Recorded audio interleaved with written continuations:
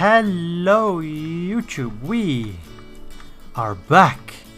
This is episode 6 of my Sandbox Let's Play series. And I have quite a bit planned. We're going to be making a massive leap. We have, in the episodes leading up to this, built our starter house. Yes, this magnificent structure over here. We've built this magnificent tree farm. Yes, where I can come and I can collect all of the wood I would ever need to build. Excluding, of course, the nether woods. We built this glorious, wonderful warehouse.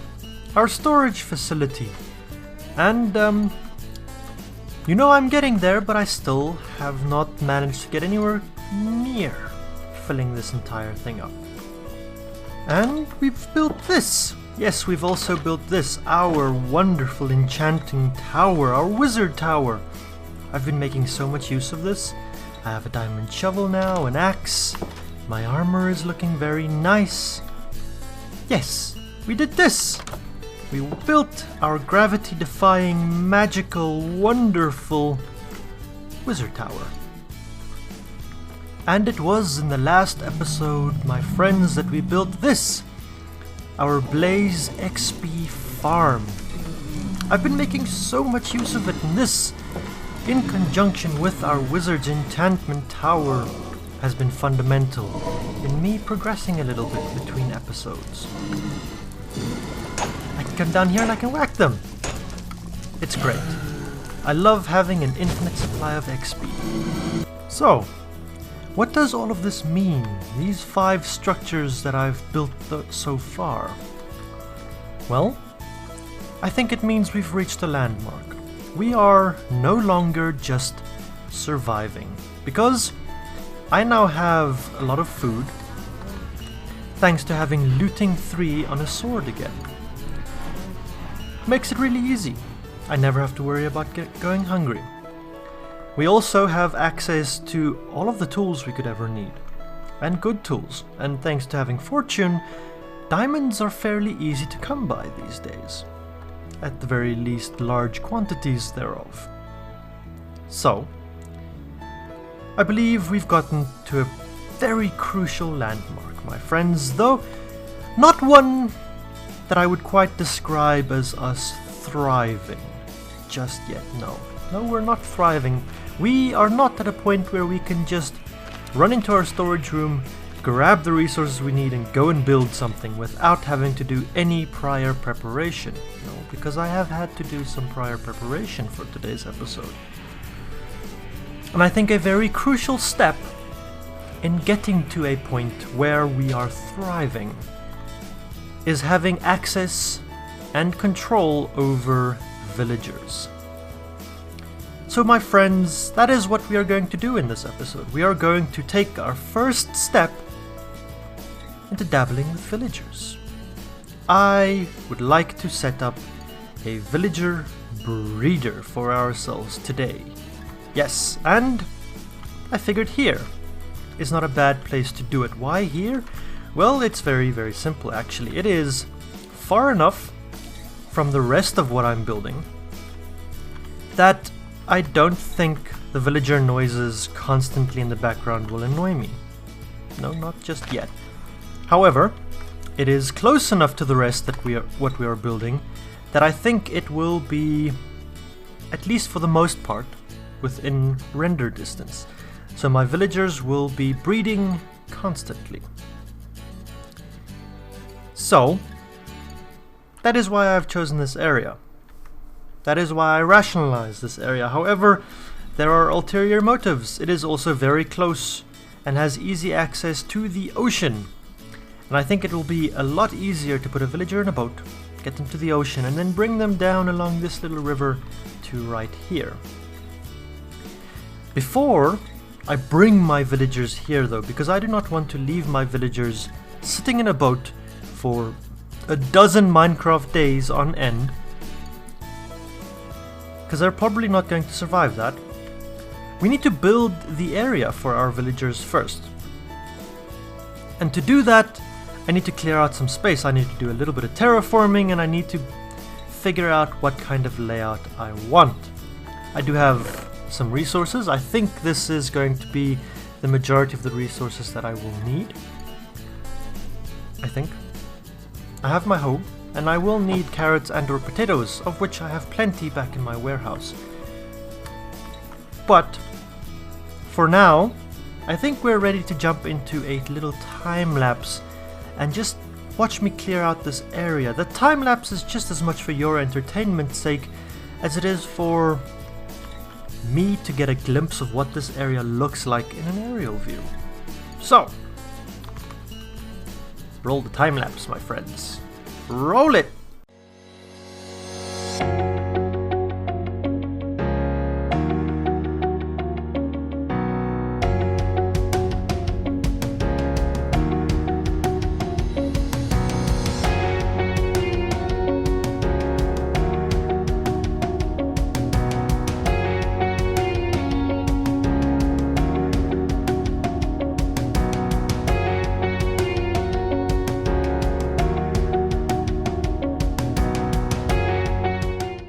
Okay, so in the first little time lapse, and yes, there were two for those of you who didn't notice, I know there are some of you in my audience, I cleared out a big space.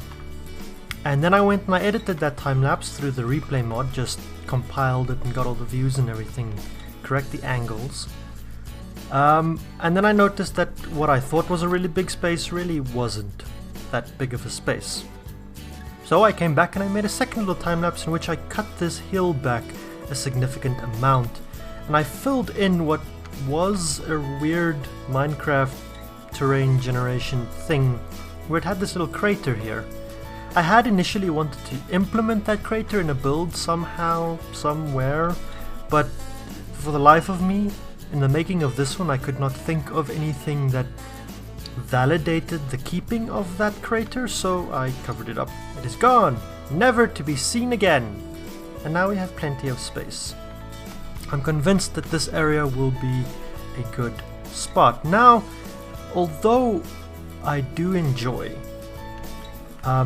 trying to work with the landscape a lot with my builds, like my wizard tower over here, ignore the red sheep, they are not important. It actually runs up and down and through different heights of the landscape, as does my warehouse. And I think that is a very good skill to develop in Minecraft, is to work with your terrain, with your landscape. That being said though, for a villager breeder I do need somewhat of a large flat space, because I want to maximize the area in which I can grow crops, so that they can harvest and grow and everything as much as possible at all times. And then beyond that space I need at least 2 rows. One for a barrier, a wall, and another for a catch point, a trench, all the way around. So let's come and grab some materials and let's do some planning here, shall we? I can grab some spruce logs for now, and we're just gonna lay this out real quick. Of course the sun is setting. Where's my bed? Okay, there's my bed. If you place water, and I do have a water bucket with me as well, that water hydrates soil about 4 blocks in each direction, right? So if we say I need a wall, and I need a catchment trench, then I have 1, 2, 3, 4, and on 5 I can place my water. Let us sleep real quick. Okay, so that is a good point for water to go down, yes. Then we can come in and grab our hoe, and we can start sketching this out by actually tilling some soil. 1, 2, 3, 4 in that direction, 4 in that direction, and so on and so forth. So that is going to be the size of our crop area. And then we need a trench all the way around it. Now I'm not following any specific tutorial for this.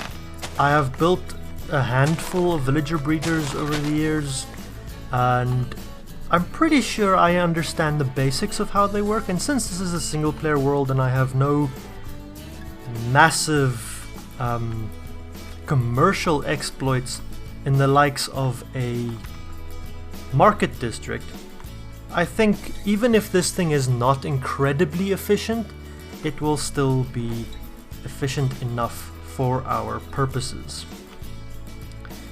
Before I do build anything up, really, we can plot these down in the corners where they are going to be situated. That is going to be the overall footprint of our breeder. I'm going to till all of the soil and I'm going to plant the carrots so that it can all start growing, and hopefully by the time I'm ready to introduce my villagers, all of the carrots will be fully grown. With that sorted, I think now we can start moving on to some of the more logistical components of this project, and that is placing of beds. Because our villagers need beds to breed, they need to think that there are more beds than there are villagers in their makeshift little village. So I need to do a little room layout real quick. We're going to start and we're going to say that is going to be a wall, and that'll be a wall, and we'll bring this out probably about that much, because I don't think we'll need any more than that. And I want to put... I've seen tutorials that tell me that I don't need to do this, but in my experience, my villagers always tend to be more effective, my breeder at the very least, if the two breeders have their own beds that they can sleep in, particularly if I intend to AFK here. I do not know if this is true, if this is accurate, or if this is correct. Please, if anyone does know, correct me down in the comments. But in the past, this has seemed to work fairly well for me. I'm also going to go ahead and put that on. I need to change my spawn point away from that bed immediately, because if I accidentally respawn inside my breeder, that is not going to be fun for anyone, because there will be no way for me out of there if I die and my tools are not with me. So, the first two beds go in there, inside of my breeder, because that is where I think they are most useful for my breeders themselves. The next beds, they get placed out here. And I don't think the orientation of these beds are very important at all. Again, I might be wrong. However, I have used this layout in the past and I've not had issues with it before. So, now we come and we border this around, because I don't think I will need any more space than just that. Now, theoretically, right, by removing that and lowering it, this farm might be functional, kind of, though my villagers are not protected, and my adult villagers are capable of falling into this, which I do not want. I only want baby villagers to fall in there, not the adults. So we are going to have to fix that, and the way I intend to fix that is I usually make use of glass. Glass, I've found, is a very unobtrusive block, and I like the white stained glass, and the connected textures that Optifine offers are very, very handy in these instances. Before I put the glass in, I actually need to put in the rest of my trap doors.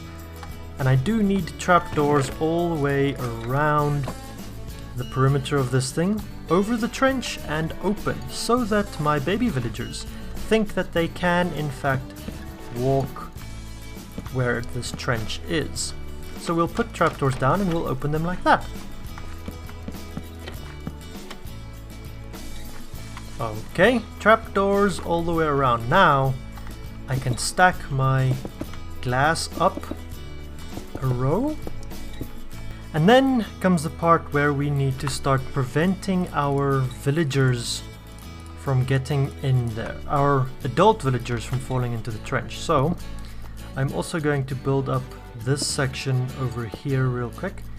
And now we will take our glass and we will place a row of it, just one in all the way around. Now, what this is going to do is it is going to allow our adult villagers, who are all 2 blocks tall, not to walk over the trapdoors that are technically there. Our baby villagers, on the other hand, can, because they are only 1 block tall. Another little feature that we need to implement is a trapdoor over here. So what that will do is my villagers will still see the beds. There is no visual obstruction to the beds. However, if I remove that trapdoor like so, they will see the beds and they will think that they can pathfind to it. Adult villagers will not be able to pathfind underneath this. They may think they can pathfind, but they cannot actually move underneath it. So where the rest of these blocks would have obstructed the view to the beds, the trapdoor does not, but the trapdoor still prevents my adult villagers from getting to my beds.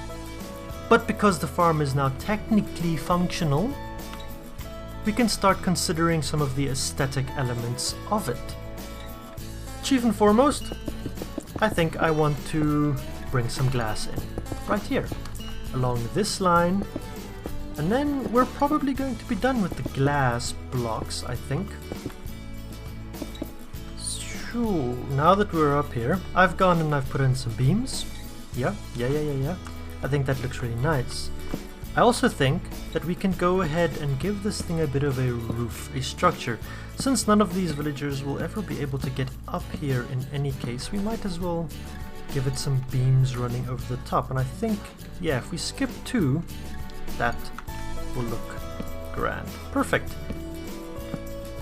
And then naturally, we need to fill in the glass in between all of these things.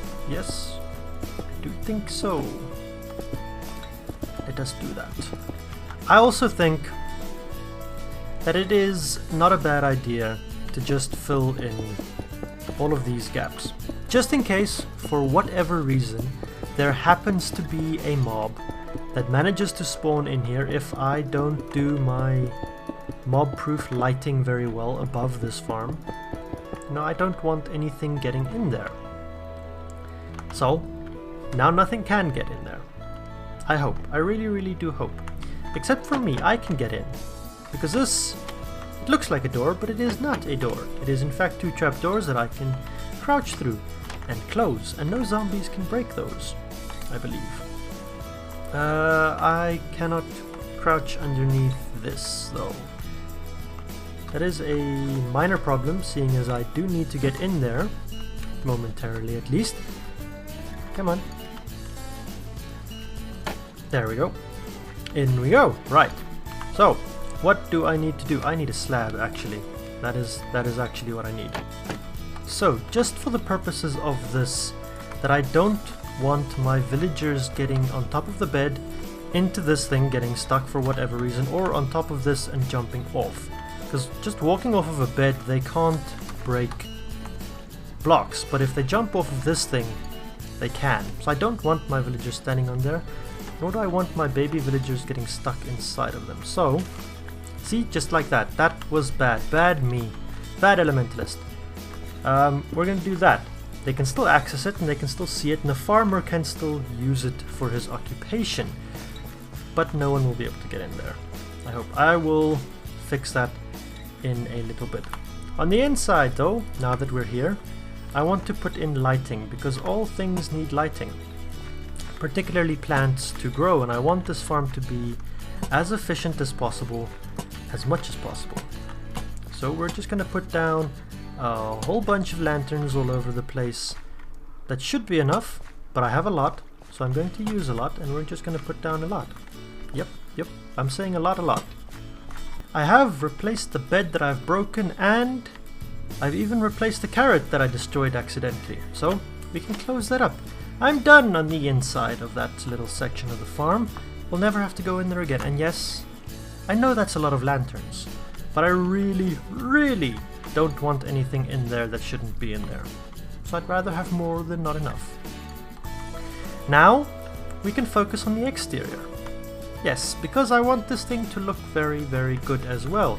So, let's see what is this? Why do we have more seeds? No, that is definitely not okay. Too much. I don't like it. My friends, we have a seed problem. A very, very definite seed problem. Back to the matter at hand. Aesthetics. We need to consider some things. I have a couple of little accent blocks here that I think we can use. I think it looks okay. It is not terrible, I will admit that, but I want it to look better. So, some options. I think I want some more depth. Just a little bit, right? Between the glass and the log, so that it is not just flat and flush. So let's go ahead and put down our two options. The dark oak trapdoors match the spruce logs very, very well, but I mean, they look like giant chocolate bars. Definitely not my favorite trapdoor ever. Spruce trapdoor, definitely my favorite trapdoor. However, it takes away from that wonderful dark, rich color that the spruce logs have. That being said though, I still definitely do think that I prefer these. Next step, we need to decide what details to add in here. Now, I could add in some fences. That would leave it transparent and I could still see through it. However, another option I'm considering is to bring in the spruce color and texture of the slabs again, a little recessed. Now that does mean that we don't see as much of the beams, but we also don't see as much of the insane amount of lanterns around. And I think, yeah, I do like the trapdoors. Definitely gonna go with those. I know what I said. I'm the one who said it. Yes. We have not used spruce trapdoors here. No, we've used oak. And I think it is all the better for it. I absolutely love using the oak, because the same as what I did and what I had said when we built our warehouse, our storage facility, oak trapdoors are an incredible asset for extra detail. And that looks great.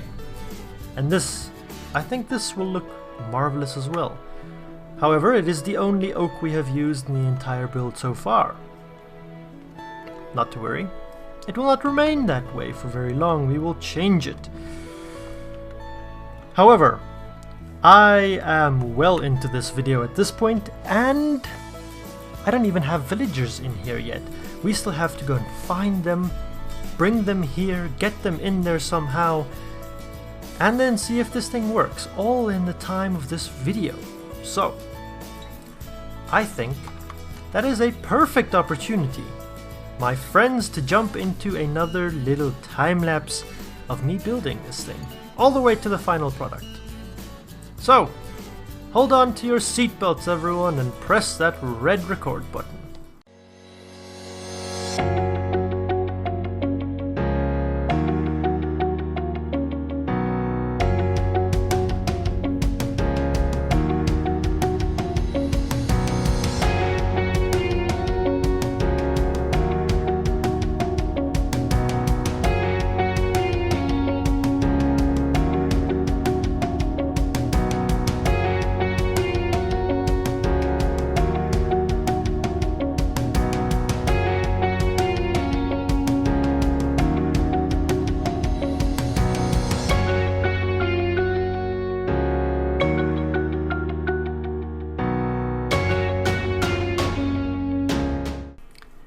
A wonderful and incredibly successful little time-lapse in which we've completed our villager breeder structure. I'm actually very happy with this. This is one of the first villager breeders I've built that is completely open, and so far I'm happy with it. Everything should be fully functional now. I do have our trench that will transport our villagers away. And yes, I know that theoretically I only need a trapdoor and a falling pit over there where our babies can see the beds. But I've also seen that a lot of times babies just wander off the edge if you've got trapdoors all the way around it. So I left the trapdoors there. Coming over here though, this is very temporary. I will build something over that in due time, but down here, this is where all of our villagers will end up. It is far away enough from our breeder that any villagers that stand here will not count towards our villager total over there. And it is a very simple little redstone contraption here that if I press this button, a minecart gets deposited and it should pick up a villager over there. But that we will see again later when we look to see whether or not this breeder of ours is functional. For now though, my friends, it is off in that direction, roughly 200 blocks I think, to our lovely spruce village, the default one, the nearest one to our home, and the sun is setting. And here it is, our village. That is the banner we put down to make a landmark on our exploration map. Now I need to find a couple of villagers and get them into boats. I only need 2 villagers, any 2 villagers will do, really. You sir, do you want to get in? Yay, he wants to get into a boat. Excellent, that is villager number 1. I will fetch him. I just want to capture 2 villagers first. I would like to capture villagers that are close to the edge of the village. That should be easy to get out of the village because I want to go in that direction towards the ocean with them. Oh, hello sir. Boat? Boat! Yay! Okay, time to transport 2 villagers. This is very slow going, I'm afraid. But we will get there. I am in no hurry just yet. We've reached the river. Now it should be much easier, although this is still our first villager. I'm not far off. There is the ocean. Open ocean, here we come. We are almost there, so close. And we're coming into the little river. Oh, I need to get rid of that. That is in the way. Gone. Can I fit through now? Nope, still not. Now I can. Yay! Okay, here we go. The location of our breeder. Sir, you will remain here for now. I want to have both villagers here before I try and figure out how I'm going to get you back in there. And that is villager number 2. Let's see, I think I'm going to do that. Break some glass. And open that trapdoor temporarily so that they can fit in here. I think that is what I'm going to do. Then we do have this job post over here. That should lure the villager in, I think. And I do have another one for the second villager. This one will be temporary. I will take it away as soon as they are both in here. Ooh, look at that. Excellent timing.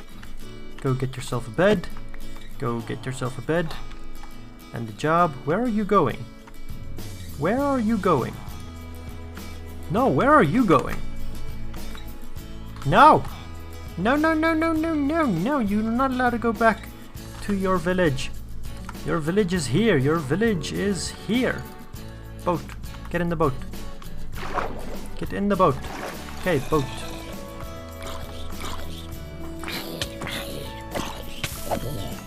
Well, let's try this in a slightly different way, shall we? A job post over there.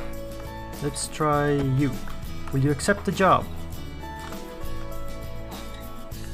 Okay. Well, that went a lot better. How about you, sir? I have no idea how I did this. Sometimes villagers cooperate, sometimes they do not. You've seen a little bit of both. They should be happy, I think. I really, really, really hope so. Let's go ahead and crawl in here, because now I want to open these trapdoors so that these beds are visible. Close that up again. And now it is a matter of the birds and the bees. I see some red hearts. That's promising. That is very promising. And we did not have to wait long. No, see, there he goes. Hey, we have our first baby villager. Please move. I think I see a dead spot where you guys have broken. Yes, I think I see one. Oh well, that's okay. I'm just gonna put that bed back, just in case you guys need it. Yep. Let's go have a look at our baby villager. Oh, happy days, my friends. The breeder works. It works. It is a success. Look, oh, there's a we already have two. We already have two baby villagers. Oh, this is brilliant. This is absolutely brilliant, my friends. It is a success. We have had a successful episode. It has been a busy one. It has been a very long one. I do apologize for it having been so long. Thank you for those who have stuck with me up to this point. It's great, because this marks the start of our next phase, getting closer to the point of thriving in a Minecraft world. My friends, if you have enjoyed this video, you know what to do. Hit that thumbs up button, give me a like. Tell me what you thought about it in the comments. Write me an essay. And if you haven't already done so, subscribe. I really appreciate it. And thank you all. Until next time.